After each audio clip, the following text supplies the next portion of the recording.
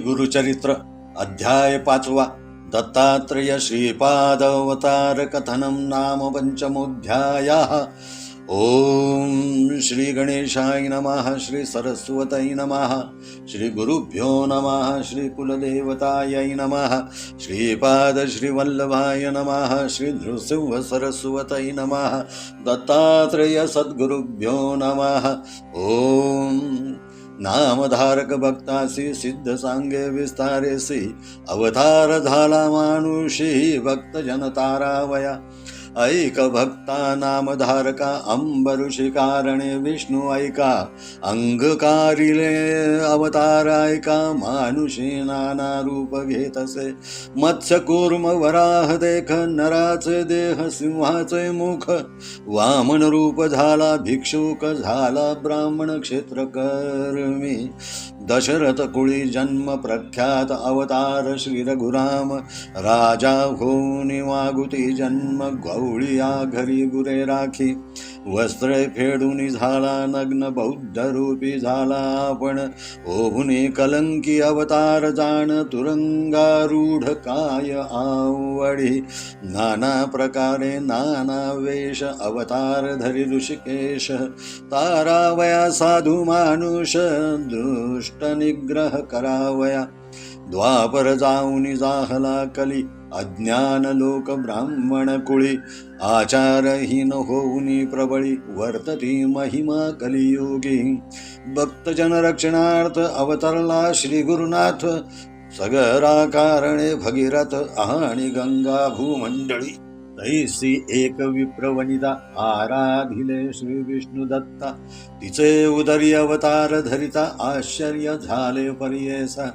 पिठापूर पूर्वदेशी होता ब्राह्मण उत्तम वंशी आपस्तंभ शाखेसी नाम आपण राज जाण।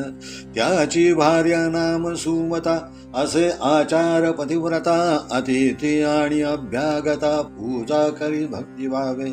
ऐसे असता वर्तमानी पती सेवा एकमनी अतिथी पूजा सगुणी करी निरंतर पर्येसा। वर्तता ऐसे एके दिवशी आला दत्त अतिथी वेशी श्राद्ध होते अमावास्येसी तया विप्रा घरी देखा। न जेविता ब्राह्मण घरी दत्तात्रेया भिक्षा घालिते नारी। दत्तात्रेय साक्षात्कारी प्रसन्न झाला तये वेळी त्रिमूर्तीचे रूप घेऊन स्वरूप दाविले अतिगहनी। पतिव्रता धरुनी चरणी नमन करी मनोभावे। दत्तात्रेय म्हणती तियेसी मागपो माते जे वांछिसी जे जे वासना तुझे मानसी पावेल त्वरित म्हणितले। ऐकोनी स्वामींचे वचन विप्र वनिता करी चिंतन विनवीत से करद्वय जोडून नाना परी स्तवूनिया। म्हणे जय जय जगन्नाथा तू तारक विश्वकर्ता माझे मनी असे आर्ता पुरवावी ते देवराया। तू कृपाळू सर्वांभूती वेद पुराणे वाखाणिते के विवर्णू तुझी कीर्ती भक्तवत्सल कृपानिधी। मिथ्या नवे तुझा बोल जे का ध्रुवासी दिधले अढळ विभीषणासी स्थापियले राज्य लंका द्वीपींचे। भक्तजना तू आधार भावया धरिसे अवतार ब्रीद असे सचराचर 14 भुवनं माझारी। आता माते वरदेसी वासना असे मानसी न वा अन्यथा बोलासी कृपा सिंधू देवराया। माझे मनींची वासना तुवा पुरवावी जगत्र जनना अनाथ तारका नारायणा म्हणून चरणी लागली। ऐकून तिचे करुणा वचन संतोषला त्रयमूर्ती आपण कर धरून आश्वासोन माग जननी म्हणत असे। तव बोलिली पतिव्रता स्वामी जय निरोपिले आता जननी नाम मज ठेविता करा निर्धार याची बोलाचा। मज पुत्र झाले बहुत नवती स्थिरची जीवित, जे राहिले असती आता सजीवित. अक्षरहीन पादहीन योग्य झाला नाही कोणी, काय करावे मूर्ख प्राणी.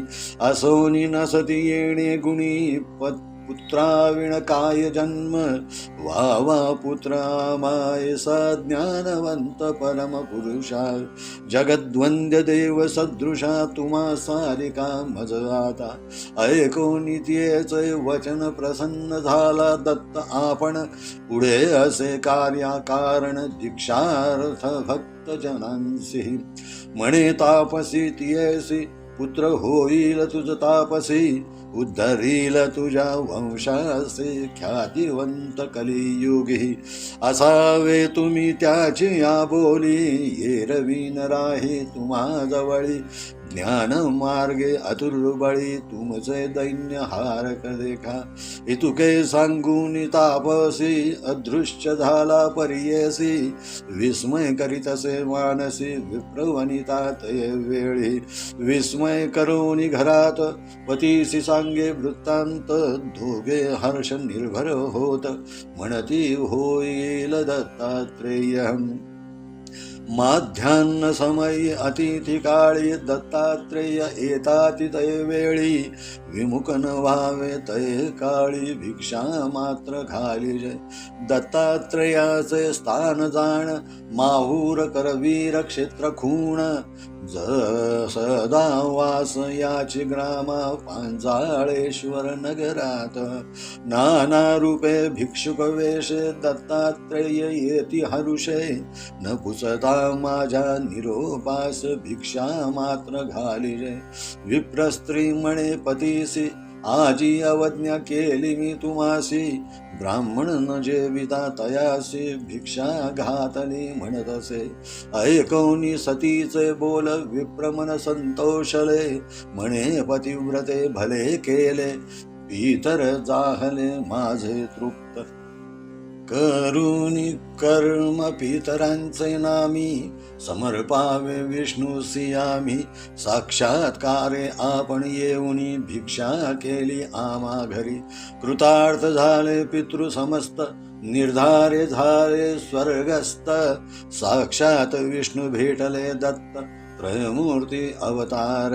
धन्य धन्य तुझी माता पिता जोवर लाधली समुख्य आता. पुत्र होईल तुझ निभ्रांतान धरी चिंता मानसे. हर्षे निर्भर होऊन राहिली दोघे निश्चिंत मनी. वर्तता जाहली अंतर्वत्ने विप्रस्त्री पर्येसा. ऐसे नवमास क्रमोनी प्रसूत जाहली शुभदिनी. विप्रे स्नान करुणी केले जात कर्म तय वेळी. मिळवोनी समस्त विप्रकुळी जातक वर्तविती तये वेळी. म्हणती तपस्वी होईल बळी दीक्षा करता जगद्गुरु. ऐकोनी म्हणती माता पिता हो का आमुचा कुळ उद्धरिता. आमासी वर दिला दत्ता म्हणून ठेविले तया नाव. श्रीपाद म्हणून या कारणे नाम ठेविले तया ब्राह्मणे. अवतार केला त्रिमूर्ती आपण भक्त जनता रावया. वर्तत असता त्याचे घरी झाला 7 संवत्सरी. मुंजी बंधन ते अवसरी करिता झाला द्विजोत्तम. बांधिता मुंजी ब्रह्मचारी म्हणता झाला वेदचारी. मीमांसा तर्क अतिविस्तारी म्हणू लागला तये वेळी. ऐकोनी समस्त नगरलोक विस्मय करीती सकळीक. होईल अवतार कारणिक म्हणून बोलती आपणात. आचार व्यवहार प्रायश्चित्त समस्तांसी आपण बोलत. वेदांत भाष्य वेदार्थ सांगता झाला द्विजवरांसी.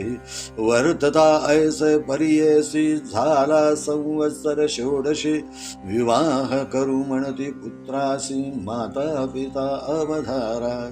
विचार करीती पुत्रासवे बारे विवाह तुझ करावे, श्रीपाद म्हणे ऐका भावे. माझी वांछा सांगेन, कराल विवाह मज तुम्ही, सांगेन ऐका विचारिले आम्ही. वैराग्य स्त्री असे नेमी, काम्य आमुचे तेथे असे. ते स्त्रिये वाचूनी आणिक नारी, समस्त जाणा माते सरी. जरी आणाल ते सुंदरी, वरू म्हणती ते वेळी. आपण तापसी ब्रह्मचारी, योग श्रिया वाचोनी नारी. न लगती बोल धरा निर्धारी, श्रिया वल्लभ नाम माझे. श्रीपाद श्रीवल्लभ ऐसे, नाम झाले त्रिमूर्ती कैसे. पितया ते म्हणतसे जाऊ उत्तर पंथासी. ऐकोनी पुत्राचे वचन, आठव झाले पूर्वील सूचन. भिक्षुके सांगितले निर्गुण, सत्य झाले म्हणतसे. आता याची या बोलासी, मोडा घालिता परियसी. विघ्न होईल भरवसी, म्हणून विचारिती तये वेळी. न म्हणावी पुत्र यासी, अवतार पुरुष तापसी. जैसे याचे वसे मानसी, तैसे करावे म्हणती माता पिता. निश्चय करून आपुले मनी, पुत्रांसी म्हणती जनक जननी. होतो आशाबद्ध होऊन प्रतिपाळीसी म्हणून या. ऐसे मनी व्याकुळीत, डोळा निघती अश्रुपात. माता पडली मूर्छागत, पुत्र स्नेहे करोनिया. देखोनी मातेचे दुःख, संबोखीतसे परमपुरुष. उठवूनी आपुल्या कर कमळिके, अश्रुपात पुसतसे.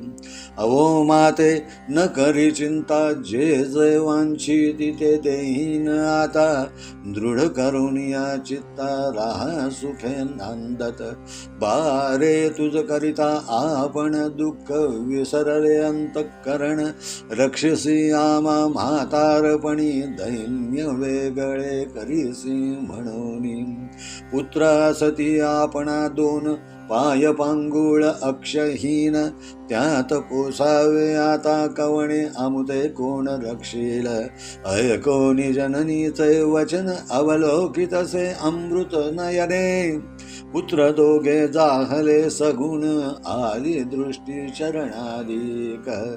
जैसा चिंतामणी स्पर्शे, लोखंड होय सुवर्णा सरिसे. तैसे महात्म दृष्टी वर्षे, योग्यता आली तत्काळी. वेदशास्त्रादि व्याकरण, सर्व म्हणती तत्क्षण. दोघे येऊनी लागती शरणा, कृतार्थ झालो म्हणून या. आश्वासून तया वेळी, दिला वरु तत्काळी. पुत्र पौत्रादि नांदाल प्रबळी, श्रिया युक्त सनातन. सेवा कराल जनक जननी, पावाल सुख महाज्ञानी. इय सौख्य पावोनी, वाल मुक्त हे निश्चित. ऐसे बोलूनी तयांसी, संबोखितसे मातेसी. पाहुनी दोघा पुत्रांसी, राहता सौख्य पावाल. पुत्र दोघे शतायुषी, निर्धार धरी व मानसी. कन्या पुत्र होतील त्यांसी, पौत्र पुत्र पाहाल नयनी. अखंड लक्ष्मी यांचे घरी, यांचे वंश पारंपरी. कीर्तिवंत सचराचरी, संपन्न होती वेदशास्त्री. आमची अवज्ञा न करिता, निरोप द्यावा अवो माता. जाणे असे उत्तर पंथा, दीक्षा देणे साधुजना. ऐसे सांगोनी माता पित्यांसी, अदृश्य झाला परियेसी. पावला त्वरित पुरी काशी, गुप्त रूपे होता तेथे.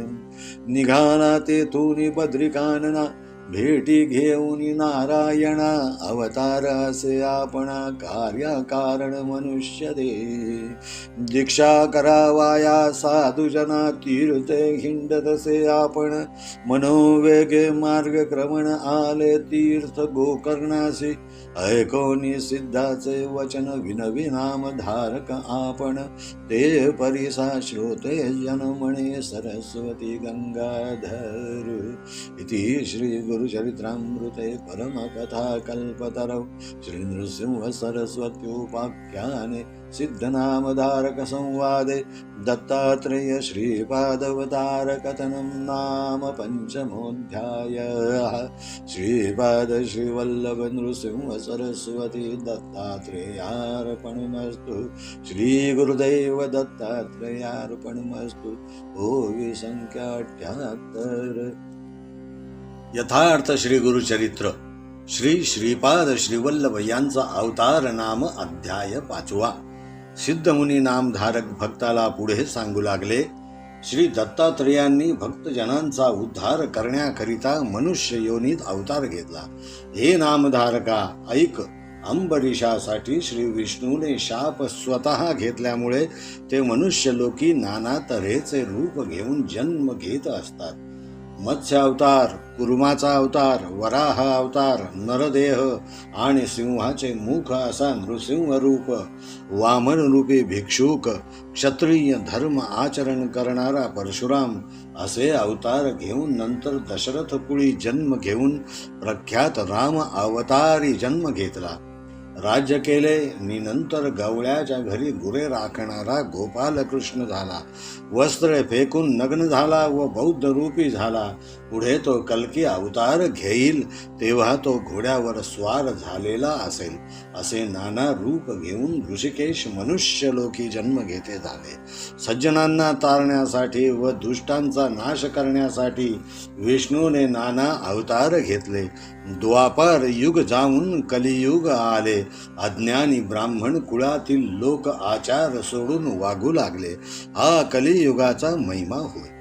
ज्याप्रमाणे भक्तजनांच्या रक्षणासाठी रघुनाथांचा अवतार झाला व सगर पुत्रांसाठी भगीरथाने जशी गंगा पृथ्वीवर आणली, तसेच एका ब्राह्मण स्त्रीने श्री विष्णू दत्ताची आराधना केली व तिच्या उदरी जन्म घेतला।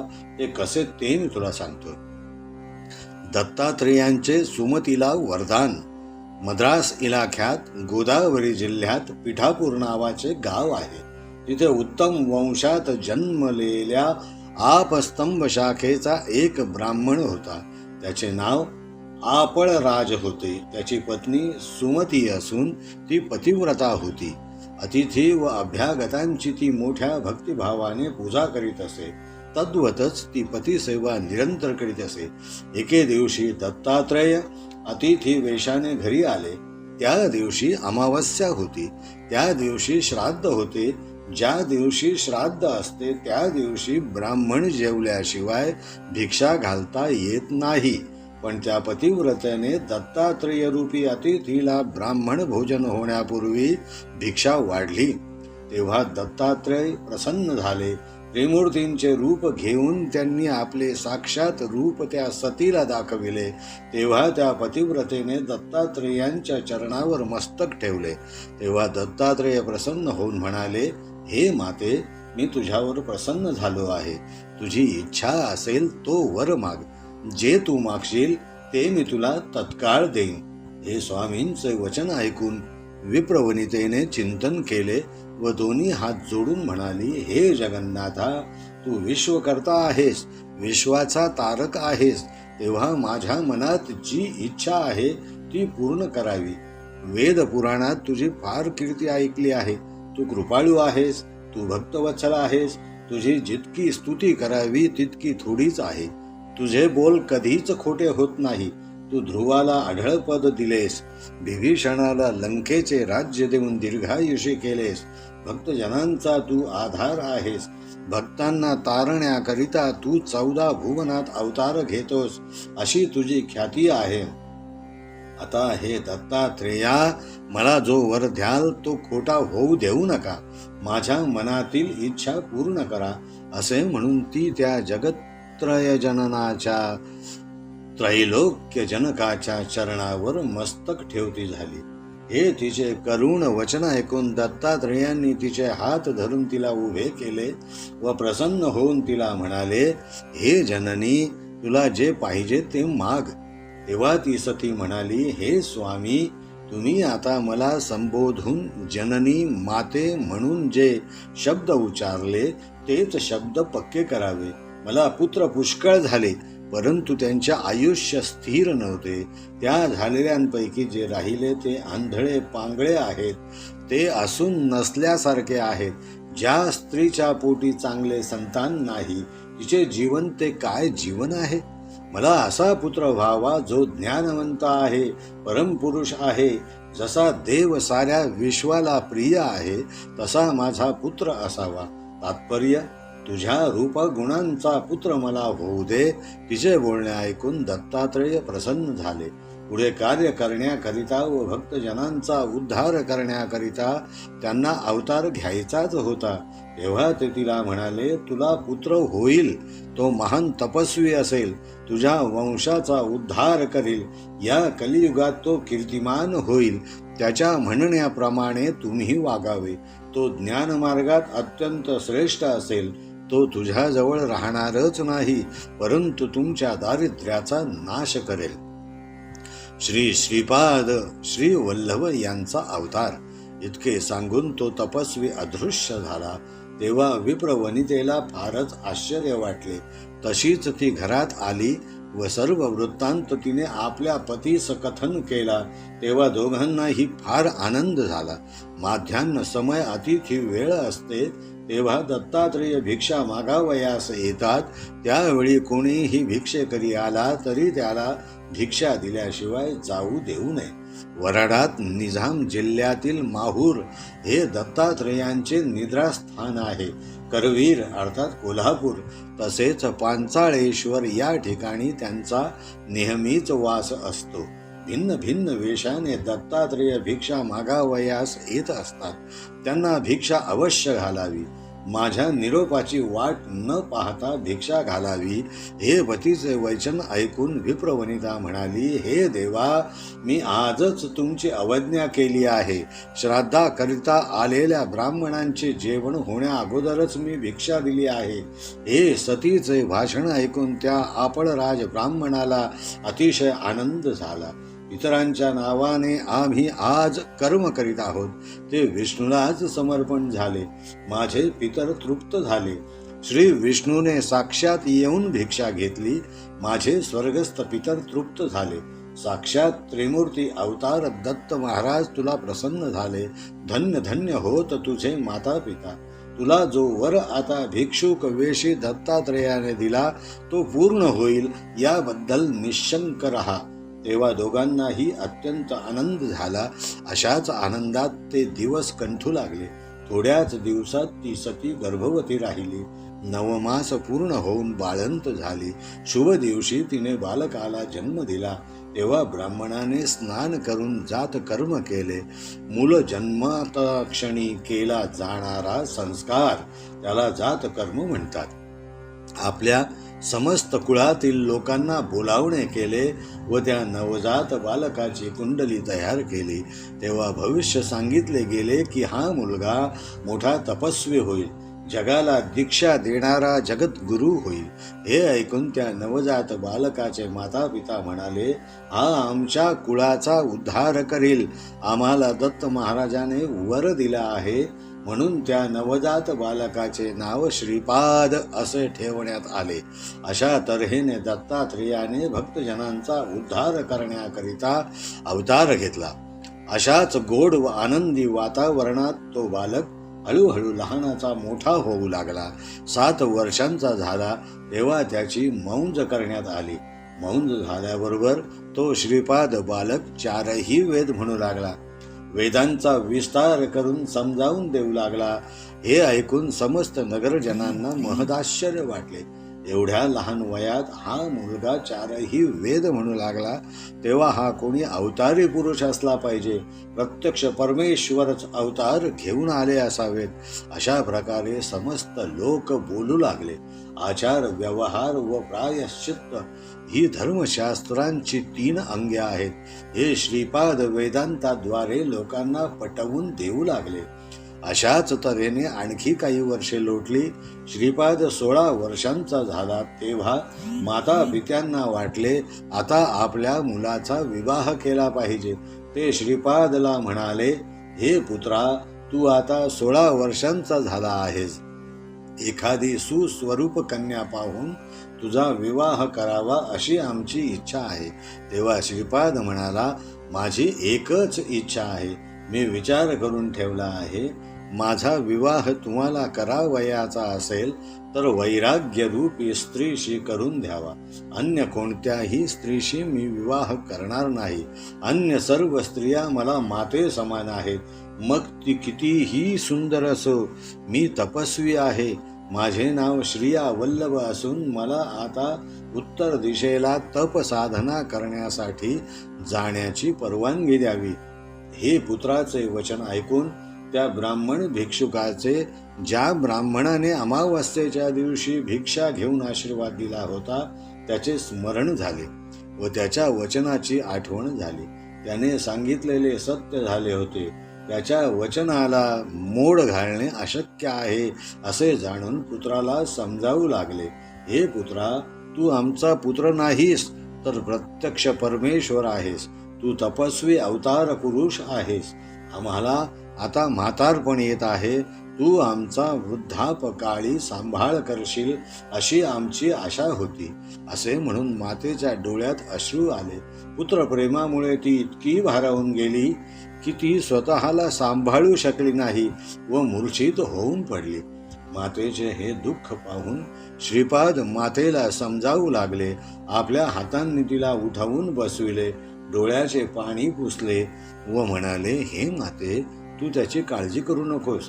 तू जे मागशील ते मी तुला देतो. तुम्ही आपले मन पक्के करून सुखाने राहा.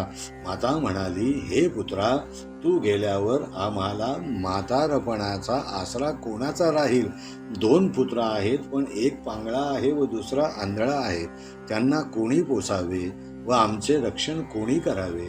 असे मातेचे वचन ऐकून त्या 2 पुत्रांकडे अमृत दृष्टीने श्रीपाद श्रीवल्लभांनी पाहिले. तद्वतच ती दोन्ही मुले चांगली व निर्व्यंग झालीत. त्यांना चांगली दृष्टी आली. अधुपाय चांगले झाले. जसे परिसाच्या स्पर्शाने लोखंडाचे सोने होते, तशीच ती दोन्ही मुले महात्म्याच्या दृष्टीपाताने योग्यता प्राप्त झाली. दोघेही वेदशास्त्र व्याकरण मुखाने म्हणू लागलीत. तेव्हा सर्वांना अतिशय आनंद झाला. श्रीपादांच्या चरणावर मस्तक ठेवून ते दोघे म्हणाले, आमचा आपण उद्धार केला. आम्ही कृतार्थ झालो. तेव्हा महाराजांनी सांगितले, तुम्ही आनंदाने आई वडिलांची सेवा करा. तुम्हाला परमसुख लाभेल. कोणतेच दुःख होणार नाही. तुम्ही पुत्रपौत्रांसह व संपत्तीसह चिरकाळ सुखाने नांदाल. शेवटी तुम्हाला मुक्ती मिळेल. एवढे सांगून आपल्या जननीस म्हणाले, हे माते, या 2 पुत्रांबरोबर आता आनंदाने राहा.